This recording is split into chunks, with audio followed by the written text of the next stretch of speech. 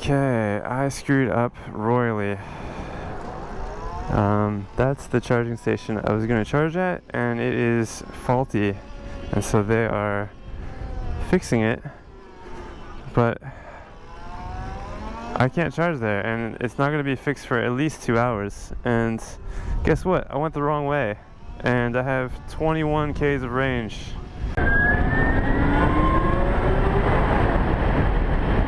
Welcome back to NewZeroland. This is part 8 of our When Will the Triumph Die series. This will all end in tears, I just know it. And I have to say, that bike has made these videos a whole lot more interesting. Sure, the South Island of New Zealand is a scenic motorcycling paradise, but this endless drama with the gas bike has added a whole nother reason to keep watching. We're finally on our way back home. Kinda. Our next destination was Christchurch, only 225 k's away. What could go wrong?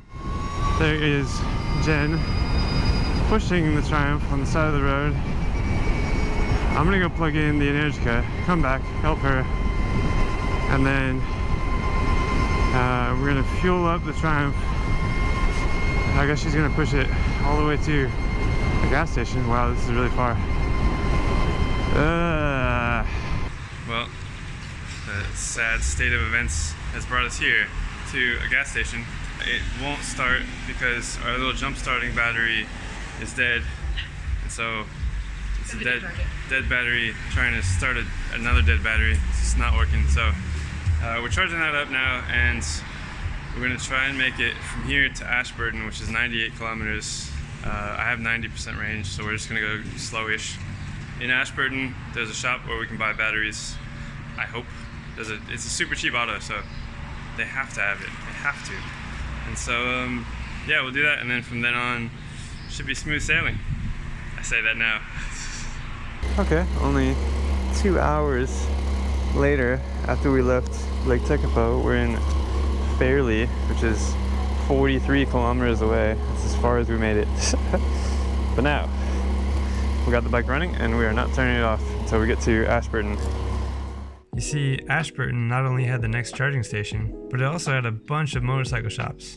Even though it seemed like the typical Triumph stator issue, part of us still thought it just might be a dying battery. I mean, we bought the bike used, so who knows how old that battery was. Swapping in a new one would at least cross off one potential culprit. Alright, well, this is definitely not a video that anybody really cares about, but I went to the Yamaha dealership, they don't have it. I went to Honda, they don't have it. Now they're sending me to Suzuki because apparently this battery is shared across the board. Honda Super Quads use it, but also, also Gixxer 1000s, as weird as that is. So I'm gonna go down to Suzuki and see if they have it. Yeah, it's just wild goose chase for a battery. Okay, update time. Got a battery. Thank you, Suzuki of Ashburton. My hero over here went to, what, 3 different locations to get a new battery. There. The bike works. The battery works. Everything's good in the world. Now, train. Just gotta find where this charging station is. Tell me, plug share. Oh my god.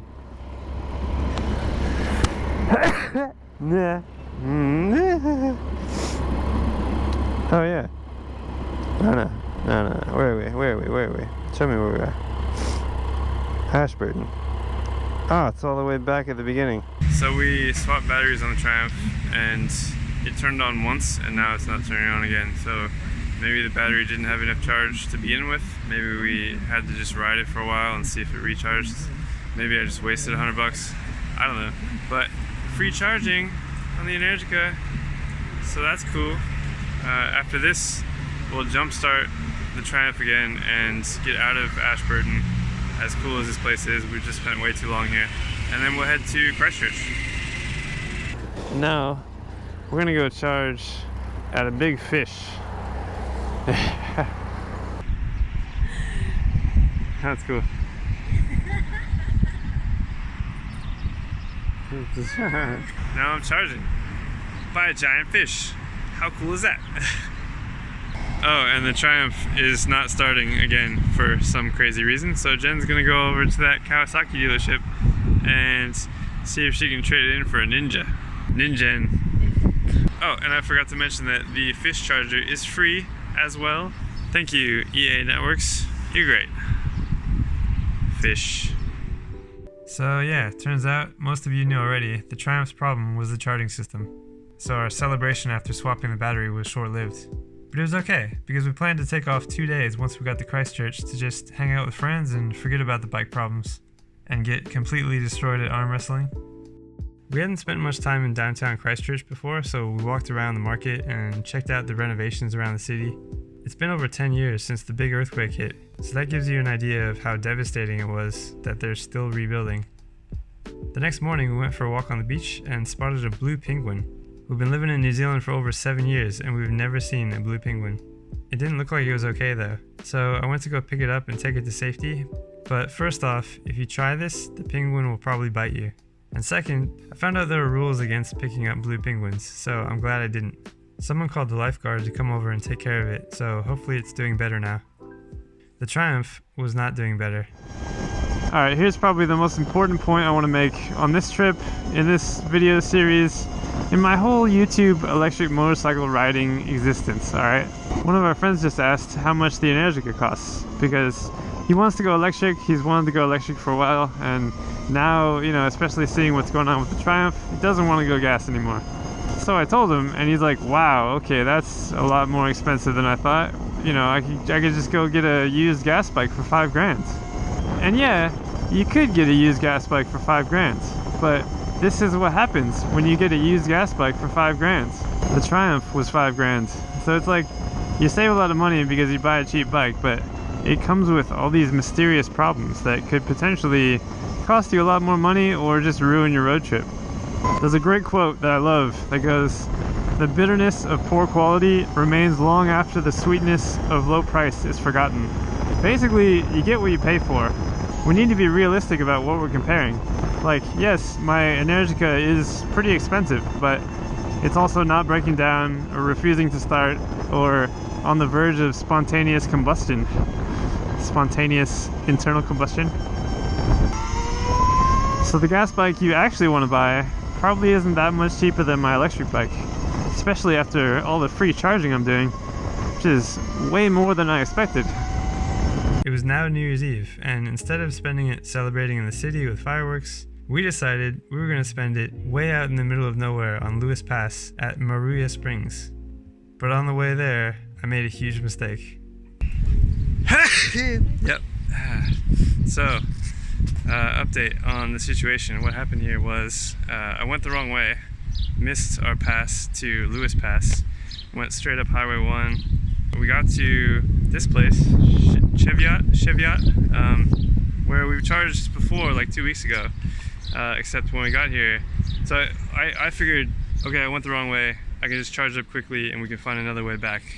Either go back down or go up and over, which we're gonna do now. But we got here and the charging station was all taken apart and had a fault, and this guy in an electric Nissan ENV 200 van was working on it, and he's like, yeah, it's probably going to be about 2 hours. So we freaked out. I freaked out. Jen was positive and optimistic the whole time. Went around town. The town is very small, so I asked around to see if I could plug in anywhere. Nobody really had outlets I could plug in, which is weird. You know, the whole idea of electric vehicles is that you can plug in anywhere, but you really can't. It's just, it's annoying. So somebody came over and was like, hey, is that electric? As they do, as usual. And I'm like, yeah, but I'm having problems like trying to find a place to plug in because this station was faulty. And he's like, oh, well, come over to my house. I'm like a block away. You can plug in the garage. And he had a Triumph too, like he was a biker. So it just worked out so well that it kind of turned everything around. And it's a beautiful day.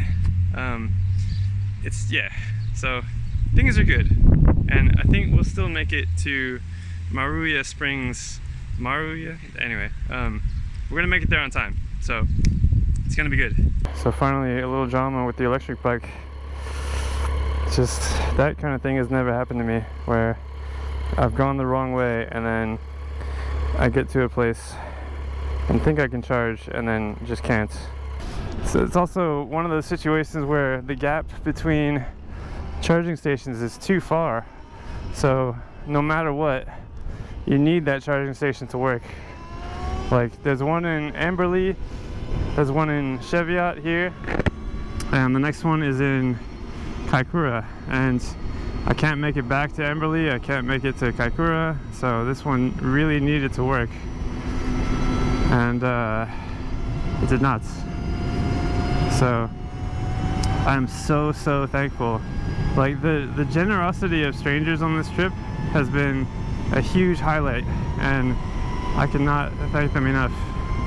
Just, yeah, people being so nice. Alright, here's our turn. So one option was to head back south, the same way we came, or the other option is to keep going north and then take this fun, windy back road to get there. It's gonna take about the same amount of time, so might as well take the fun, windy back road. I do wish our intercoms were working though, because I miss chatting with Jen, and also she probably would have told me, hey, that's the right way to go. Why are we going this way? Or pull over or something, you know, check the map. Anyway, mistakes were made, but we're making the most of it. And as Jen said earlier, if nothing went wrong, we wouldn't have any cool stories to tell. That is wild. So beautiful. It's like a painting. Okay, anyway. We stopped in Culverden for one last charge of the day, and some people in a Leaf drove up wanting to plug in. They thought we were just some random bikers blocking the station, but Jen told them we were almost done charging, and the Leaf people said, wait, it's electric? Is this that NewZeroland guy? So I guess that's it. I'm an inter-island celebrity. World famous in New Zealand. A lot of people have asked how the Ego is on long road trips because, you know, it's a sport bike and all. It should be uncomfortable, but it actually wasn't that bad. I had a pretty large tank bag on it that I used as a pillow, and that helped a lot, comfort-wise and also for aerodynamics. Slow speed maneuvering around town is always a huge pain, just because the bike is really heavy and the riding position is like, you should be racing all the time, what are you doing going so slow?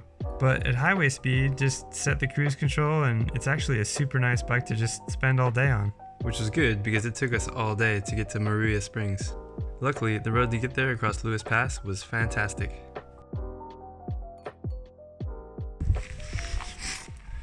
Oh, hi. I can do a charging montage.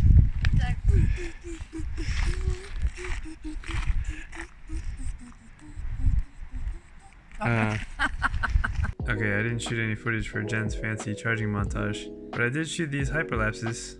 Maruia Springs was a beautiful place, and also a tactical charging location. See, there aren't any stations between Culverden and Reefton, so it was one of those deals where if you have to stop and slow charge, might as well stay the night and charge up for free at your cool little glamping pod. It was such a great place to end the year. Eating amazing food, relaxing in the hot springs, and we even saw shooting stars. Oh yeah. So we just stayed in Maruia Springs over the night and charged up. We're gonna go get some fuel for the Triumph. We charged the Triumph's battery, so it should be fine. Yeah, this place is beautiful. So now we're gonna hit the road. Weather looks amazing, and we're gonna enjoy the rest of Lewis Pass. We stopped in Springs Junction to get fuel for the Triumph before continuing to the west coast. Jen's gonna get some 95. The bike runs really well on 95. On 91, not so much. On diesel, not at all. So most of the places in New Zealand are pump and then pay, but some of these you have to go and pay first, and then go back to this machine to confirm it or whatever. And then one place in Arthur's Pass, we actually had to go inside, give somebody our driver's license, have them turn on the pump, and then go back outside, pump, and then come back in, pay. It was just such a huge pain. And I'm not sure why they do it that way. Just strange. Anyway, fun with fueling. I cannot stress enough how awesome it is to wake up in the morning to a fully charged bike. This next part of the road doesn't look like much on the map, but it was absolutely our favorite road from the entire trip.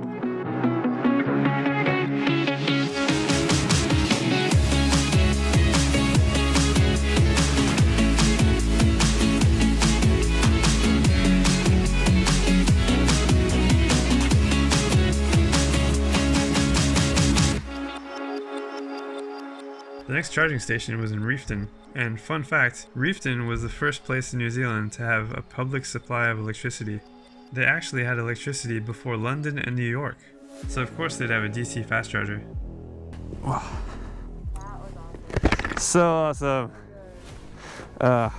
Some of the best roads. Oh no.